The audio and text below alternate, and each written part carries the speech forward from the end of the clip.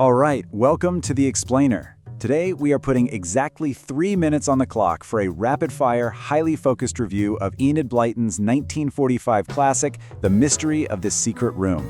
So, if you absolutely love classic children's detective stories, buckle up, because we are breaking down everything you need to know about this pivotal book. The plot, the characters, the whole shebang, and why it actually still matters today. Let's get right into it. Right off the bat, I want you to ask yourself, why on earth would a completely deserted building have a fully furnished room? I mean, that's exactly the spine-tingling puzzle that kicks off our story. Picture this.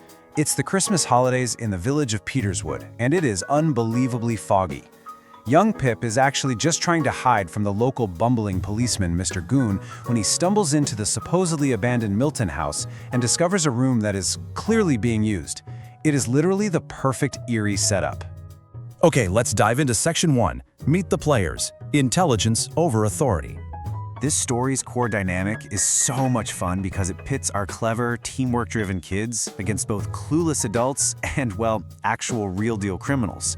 We've got the find-outers. There's the super resourceful leader, Fatty, sensible Larry and Daisy, observant Pip and Little Bets, and of course you can't forget their loyal dog Buster.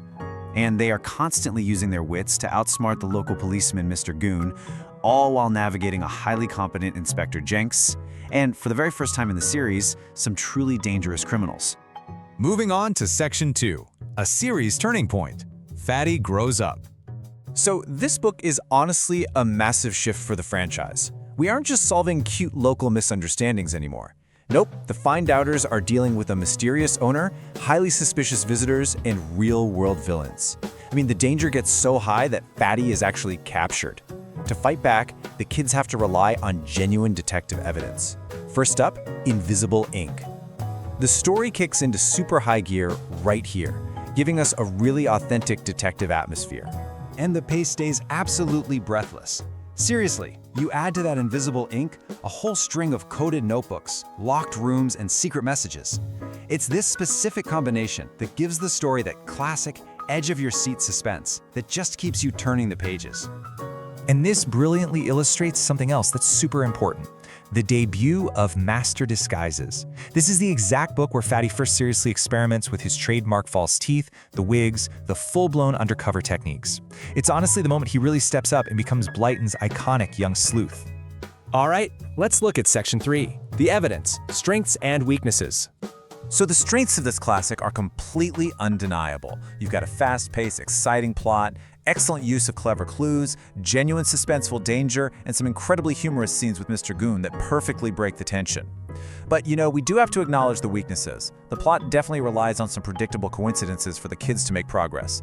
The villains are drawn a bit simply, and naturally, certain attitudes and language reflect the 1940s, so they might feel a little dated to a modern audience.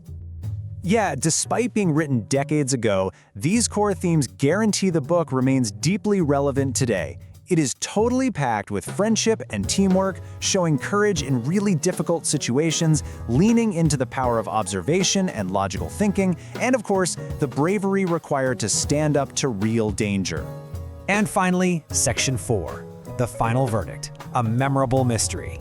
This novel is quite simply an important step in Fatty's growth as the detective. With its combination of secret messages, hidden rooms, and legitimate danger, it marks the exact point where the series fully develops that signature style that fans love the most. Honestly, it's a fantastic follow-up to The Mystery of the Disappearing Cat and an absolutely essential read for any fan of classic mysteries.